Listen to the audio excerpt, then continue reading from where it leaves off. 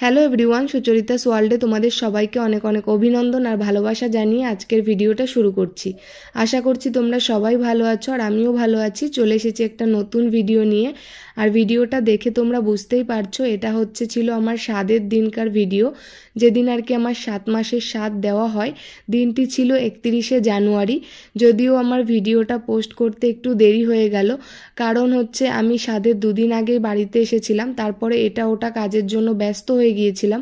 আর পেন্ডিংয়ে যেহেতু 2-3টে ভিডিও ছিল যেগুলো পোস্ট না করলে এটা আমি পোস্ট করতে পারছিলাম না, যার কারণে একটু লেট হয়ে গেল। মাঝখানে আবার আমার শরীরটাও একটু খারাপ হয়েছিল, তো যার কারণে ভিডিওটা তোমাদের সঙ্গে শেয়ার করতে পারিনি তখন। তো আমার মনে হয় যে প্রতিটা মেয়েই এই দিনটি নিয়ে, মানে যে স্বাদের অনুষ্ঠান, এই দিনটি নিয়ে অনেক অপেক্ষায় থাকে, অনেক আশায় থাকে। তেমন আমিও অনেক অপেক্ষায় ছিলাম এবং অনেক আশা নিয়েছিলাম। তো এই 7 মাসের স্বাদের অনুষ্ঠানটা কিন্তু আমার বাবার বাড়িতেই করা হয়। আমার বাবা মা এবং আমার হাজবেন্ড দুজনে মিলেই করে। তো আমার মনে যত ইচ্ছা ছিল, যা যা ভেবে রেখেছিলাম, সব ইচ্ছাই ওদিন পূর্ণ করেছিল আমার বাবা মা আর আমার হাজবেন্ড। কিন্তু সব কিছু আমি ভিডিও করতে পারিনি। যেমন আমার জন্য রান্নাবান্না করা হয়েছিল সেগুলো, তারপরে আরও সবার জন্য যেখানে রান্নাবান্না করা হচ্ছিল সেগুলো। যেহেতু সকাল থেকেই আমি রেডি হওয়ার জন্য স্নান দান করে বৌদিদের ঘরে চলে গিয়েছিলাম। সকালেই নেল এক্সটেনশন, মেকআপ সমস্ত কিছু করেছিলাম।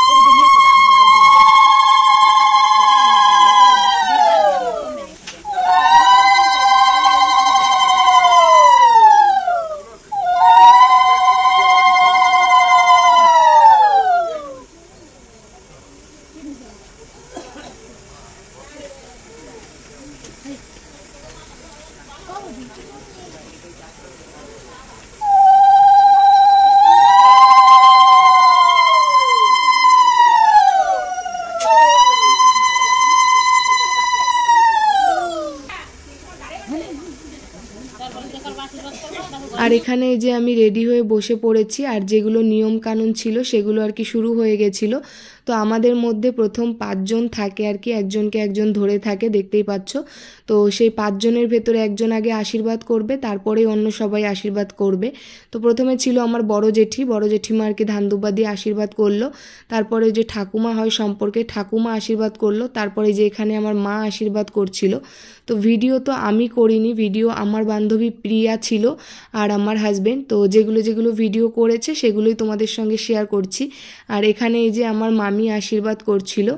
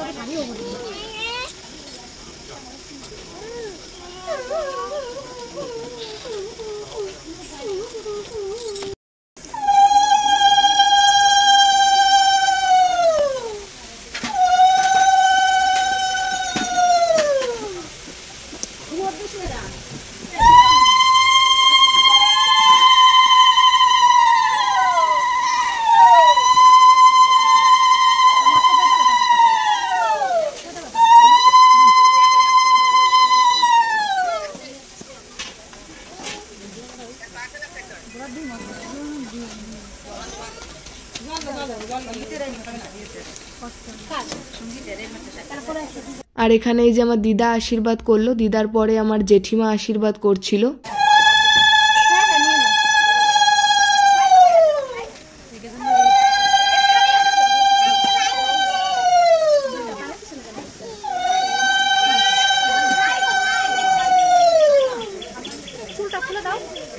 এই যে তো জেঠিমা আশীর্বাদ করছে, এরপরে মাসি আশীর্বাদ করবে।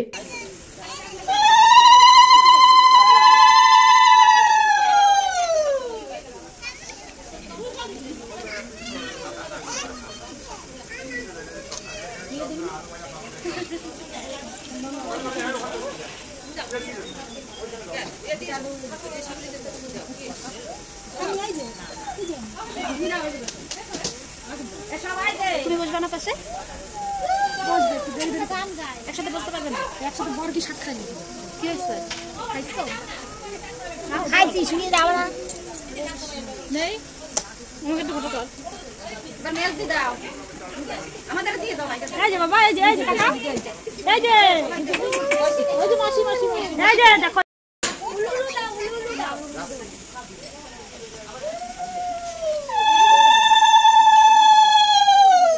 আর এখানে এই যে আমার দিদি আশীর্বাদ করছিল, দিদির আশীর্বাদের পরে আমার বাবা এসেছিল হয়তো আশীর্বাদ করতে, তো তখন আর কি ভিডিও নেওয়া হয়নি। তো বাবা মার সঙ্গে ফটো যখন তুলছিলাম সেটারই এই যে ভিডিও নেওয়া হয়েছিল।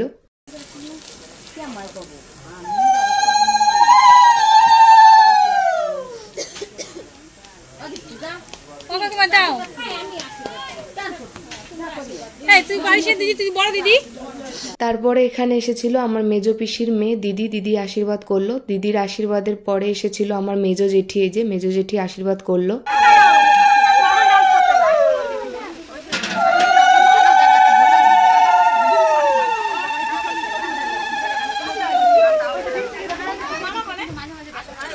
আর এখন এই যে আশীর্বাদ করলো, আমার সম্পর্কে দিদা হয়, তো দিদা আশীর্বাদ করলো। তারপরে এই যে আমাদের পাশের বাড়ির এক জেঠি, তো জেঠি এই যে আশীর্বাদ করলো। আর এখানে এই যে আশীর্বাদ করতে চলে এসেছে আমার প্রিয় এবং কাছের মানুষটি, আমার হাজবেন্ড, যার আশীর্বাদ আমাদের জন্য ভীষণ প্রয়োজন। আমি এবং যে আসতে চলেছে পুচকু, দুজনকেই আশীর্বাদ করলো। এবং আমার হাজবেন্ড আমাকে সাদে একটা গোল্ডের জিনিস গিফট করেছে, যেটা তোমাদেরকে আমি অন্য ভিডিওতে দেখিয়ে দেব। এটা এই যে এখন আমার হাজবেন্ড আমাকে গলায় যে পরিয়ে দেবে। তো আমি বললাম না যে আমার অনেক শখ ছিল, অনেক আশা ছিল, অনেক কিছু ভেবেছিলাম এবং যেগুলো আমার চোখ দিয়ে আমি দেখেছিলাম, ভেবেছিলাম আমি, কিন্তু সেই শখগুলো সমস্ত কিছু আমার হাজবেন্ড, আমার বাবা মা এগুলো আর কি পূরণ করেছিল। এই সাধের অনুষ্ঠান নিয়ে আমি অনেক দিন ধরে অনেক কিছু ভেবে রেখেছিলাম, যেগুলো সব স্বপ্নগুলো আমি দেখেছিলাম, কিন্তু প্রতিটা স্বপ্ন আমার পূরণ করেছিল আমার হাজবেন্ড। ওর যত কষ্টই হোক না কেন আমার প্রতিটা স্বপ্নই ও পূরণ করে। আর এখন আসবে আমার বৌদি, যার সঙ্গে আলাদা করে কোনো ভিডিওই নেওয়া হয়নি। প্রথমেই যাকে দেখেছো, বৌদি আর কি আমাকে সাধের দিনে যে এত সুন্দর করে সাজিয়ে দিয়েছিল।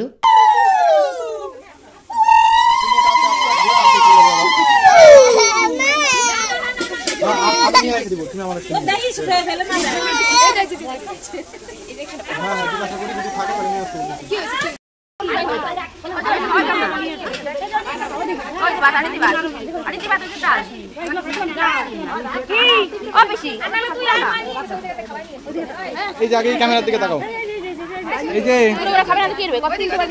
হিরো তাকাও, দিদি ক্যামেরার দিকে তাকাও, ক্যামেরার দিকে তাকাও তোমরা, এই ক্যামেরা, দিদি এই ক্যামেরায়। আর এখানে এই যে আমার দিদির ছেলে ভাগনাকে আমার কোলে দিয়েছিল, বাচ্চাদের কারো হাত থেকে নাকি কিছু খেতে লাগে, যার কারণে তো আমাকে খাওয়াতে গিয়ে নিজেই খেয়ে নিয়েছিল, সেটা নিয়ে হাসছিলাম।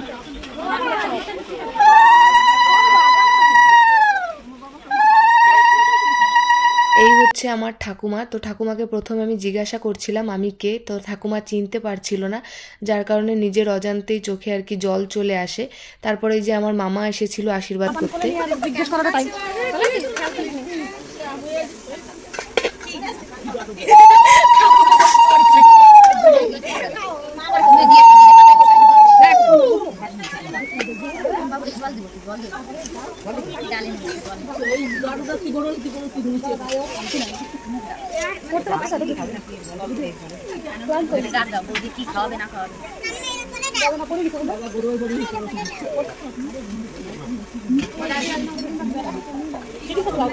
আর এখানে এই যে আমার ভাই এসেছিল, ভাইয়ের সঙ্গে কয়েকটা ফটো ভিডিও নেওয়া হলো। তারপরে আমাকে ডাকা হয়েছিল ঘরে।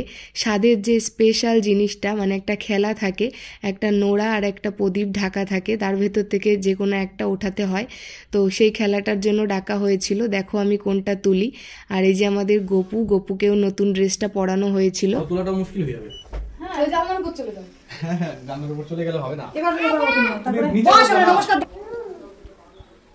এটা থেকে কি প্রমাণ হবে? কি আছে? আমি তো যা উঠেছিলাম আমার তাই হয়েছে। তাই সত্যি হয়? জানি না, আমার তো হয়েছে। চলো দেখা যাক কি উঠে আমার তোর মন যেটা চায় তুই সেটাই উঠাবি, কারো কথা শুনে না, তোর মন যেটা চায়। দিদি একটু দাঁড়াও, দিদি একটু দাঁড়াও।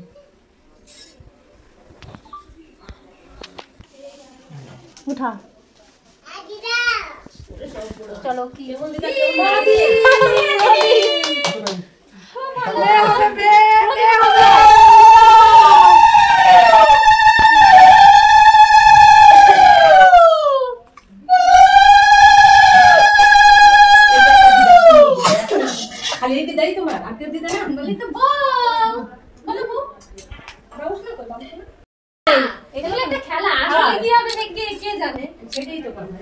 আর এই নিয়মটা করার সময় যখন আমাকে তুলতে বলা হয়েছিল কেন জানি না মনের ভিতর শুধু ভয় লাগছিল। তো যাই হোক, আমরা দুজনে যেটা চেয়েছিলাম আর যেটা ভেবেছি সেটাই তুলেছি। তো জানি না কি হবে, এটা তো শুধুমাত্র একটা খেলা। হ্যাঁ, মাছের মাথাটা নাও। দাঁড়াও, 1 2 3 বলো, তারপর নিবা। রাখো।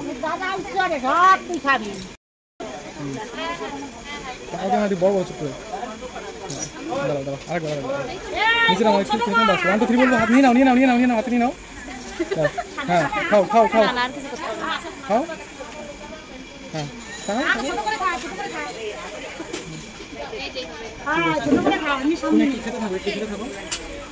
এখানে এই যে মাছের মাথাটা আর কি খেতে বলছিল আমাকে ফটোশ্যুট করার জন্য। অ্যাকচুয়ালি মাছের মাথা খেতে আমি একদমই পছন্দ করি না, আমার ভালো লাগে না। তো যেটা আমি লাস্টে আমার হাজব্যান্ডকে আর কি দিয়ে দিয়েছিলাম। তো এখানে যে দাদা আর কি ক্যামেরা করছিল, সেই দাদা আর কি বলছিল মাছের মাথাটা হাতে নিয়ে বড় করে করো, তাহলে দেখতে আর কি ভালো লাগবে, ফটোটা ভালো আসবে। আর ওদিক থেকে শুনতেই পেলে দিদি ওরা সবাই বলছিল যে বড় করে করে খাস না, বড় করে করবি না, তাহলে নাকি বাচ্চার গাল নাকি বড় হয়, যার কারণে ওরা বলছিল। তো মাঝখানে গিয়েছিলাম আমি ফেসে, এদিকে ফটো তোলার কথা বলছিল দাদা আর ওদিকে ওরা বলছিল খাবি না। তো জানি না ওই কথাটা কতটা সত্য কতটা মিথ্যা, কিন্তু ওরা যেহেতু বলছিল এই কারণে ভয়ও লাগছিল। আর তারপরে আবার এদিকে দাদা বলছিল ফটো তোলার জন্য, তো আমি গিয়েছিলাম মাঝখানে ফেসে। তো যাই হোক, ফটো তোলার জন্য আর কি 2-1টা ফটো তোলার জন্য আর কি ওরকম করে মানে খাচ্ছিলাম, দেখাচ্ছিলাম আর কি ওটা। তো এখানে তারপরে এই যে কেকটা আনা হয়েছে, যে কেকটা আর কি অর্ডার দিয়েছিলাম। তো কেকটা তো আমি আমার পছন্দ মতো অর্ডার দিয়েছিলাম, সেরকমই সেম বানিয়ে দিয়েছিল। আমার তো ভীষণই পছন্দ হয়েছিল কেকটা। আর তোমরাও কমেন্ট করে বলো কেকটা কেমন হয়েছিল, দেখতে কেমন লাগছিল। তো এখানে এই যে কেকটা কাটিং করছিলাম, যেহেতু যে দাদা আর কি ক্যামেরা করছিল দাদাকে ওরকম করেই বুকিং করা হয়েছিল, তবুও অনেকটা লেট হয়ে গিয়েছিল। তাও দাদা অনেকটা টাইম বেশি ছিল, আর দাদার যেহেতু অন্য কোথাও বুকিং ছিল, তো যার কারণে দাদা চলে গিয়েছিল, যার কারণে আমরা আর কি ফটোশ্যুট করার জন্য কেকটা আর কি কেটে নিয়েছিলাম। পরে আমি আরামসে বসে আর কি যেগুলো খাবার দাবার আমাকে দেওয়া হয়েছিল সেগুলো খেয়েছিলাম, আগে কেকটা কেটে নিয়েছিলাম। তো কেকটা কাটার সময় আমি যেটা ভেবেছিলাম যে ডালাগুলো আর কি প্যাকিং করা হয়েছিল সেই ডালাগুলো সাইড দিয়ে রাখবো আর কেকটা মাঝখানে রাখবো, তারপরে কেকটা কাটবো। কিন্তু তাড়াহুড়োর জন্য একদমই মনে ছিল না, ডালাগুলো পরে গিয়ে দেখি ঘরেই আছে। আরও আমার হাজব্যান্ড আমার জন্য আইসক্রিম এনেছিল, অনেক কিছু এনেছিল, সেগুলোও দিতে ভুলে গিয়েছিল। তো দাদা চলে গিয়েছিল, তারপরেই মনে পড়ে যে ডালাগুলো ওখানে ঘরে। তো যাই হোক, তখন তো আর কিছু করা যাবে না। তো আমি আমার ফোন দিয়েই কিছু ফটো ভিডিও আর কি করে রেখেছিলাম। তো কেকটা যেহেতু আমরা অল্প কেটে দুজনকে খাইয়ে দিয়েছিলাম, বাকিটা ছিল ওইভাবেই ফ্রিজে রেখেছিল। তো পরে আমি ওটা এনে আর কি সবাইকে কেটে, বাচ্চারা যারা ছিল বড়রা সবাইকেই দিয়েছিলাম মোটামুটি। তো ওটা কেটে আর কি দিয়েছিলাম। তো তখন কাটার আগে আর কি ডালাগুলো এনে সাইড দিয়ে রেখে কয়েকটা ফটো ভিডিও আর কি করেছিলাম, যেহেতু কেকটা পেছন দিক দিয়ে সামান্য একটু কাটা হয়েছিল। তো তারপরে আর কি সবাইকে কেটে আর কি কেকটা দিয়েছিলাম। আর এই যে বলে না, কথায় আছে না, সমস্ত কিছু মানে পরিপূর্ণ হয় না, কিছু একটু থেকেই যায়। তো তেমন আমার মানে সব কিছুই পেয়েছিলাম, যেগুলো ভেবেছিলাম চেয়েছিলাম সবই পেয়েছিলাম। কিন্তু সব কিছু যেহেতু ক্যামেরা বন্দি করা হয়নি, আর ভেবেছিলাম অনেক রিলস বানাবো, সেগুলোও বানানো হয়নি, যার কারণে পরে মন খারাপ হচ্ছিল। হার্টবিট বলো বাবা,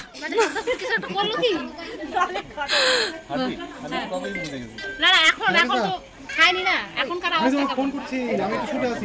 না এখন তো কিক মারবে, লাথি মারবে। আর এখানে এই যে ফটোশ্যুট চলছিল আমাদের, তো বৌদি আর মামি আর কি আমার হাজব্যান্ডের কাছে শুনছিল যে কি কিছু টের পেলে কিনা, কিছু বুঝতে পারলে কিনা। তো লাস্টে মামিও অনেকটা ভিডিও করে দিয়েছিল। তো তারপরে এই যে আমি আমার বান্ধবী ললিতা মানে বান্ধবী প্রিয়া, যে আমার নতুন বৌদি হবে, বৌদি আর হচ্ছে আমার মামার মেয়ে, ওদেরকে নিয়ে আর কি খাওয়া দাওয়া করছিলাম। যেহেতু আগে তো বললামই আগে খাওয়া দাওয়াটা করিনি। তো আমার মেনুতে কি কি ছিল, কি কি দেওয়া হয়েছিল সেগুলো তো তোমাদেরকে বলা হয়নি। আমাকে দেওয়া হয়েছিল 7 রকমের ভাজি, ফ্রাইড রাইস ছিল, সাদা ভাত ছিল, ডাল ছিল, মাছের একটা মাথা দেওয়া হয়েছিল, 7 রকমের পিঠে, কাটা পিঠের পায়েস, তারপরে হচ্ছে ইলিশ মাছ ছিল, পাবদা মাছ ছিল, চিংড়ি মাছ ছিল, কাতল মাছ ছিল, এগুলো দেওয়া হয়েছিল। তো বেশিরভাগ রান্নাগুলো আমার জেঠুর মেয়ে দিদি আশীর্বাদ করেছিল, সেই দিদিই রান্না করেছিল, পিঠে পুলিগুলো বাদ দিয়ে। আর এই যে তো আমার বান্ধবী ললিতা মানে বান্ধবী প্রিয়া বৌদি, তো বৌদিও কিন্তু স্বাদের দিন আমাকে অনেক হেল্প করে দিয়েছিল। তো আমাদের বাড়িতে খাবার দাবারে সবার জন্য আর কি যে আয়োজন করা হয়েছিল সেটা তো দেখানো হয়নি কি কি ছিল, আর বলাও হয়নি। চলো তোমাদেরকে বলে দিই কি কি ছিল মেনুতে। তো আমাদের বাড়িতে ছিল স্যালাড ছিল, সাদা ভাত, ভেজ ডাল ছিল, ঝুরি আলু ভাজা ছিল, আর মাছের মাথা দিয়ে বাঁধাকপি দিয়ে একটা ঘন্ট ছিল, আর ছিল কাতলা মাছের কালিয়া, আর ছিল চিকেন, আর লাস্টে ছিল চাটনি, পাঁপড়, দই, মিষ্টি। সবশেষে আমার সবার কাছে এইটুকুই বলা, সবাই আমাদের দুজনকে দুহাত ভরে আশীর্বাদ করো যে আসতে চলেছে সে যেন সুস্থ স্বাভাবিকভাবে পৃথিবীতে আসে। তো আজকের মতো ভিডিওটা এই অবধি। ভিডিওটা ভালো লাগলে লাইক কমেন্ট শেয়ার করে দিও, আর চ্যানেলটিতে নতুন হয়ে থাকলে চ্যানেলটি সাবস্ক্রাইব করে আমার পাশে থেকো।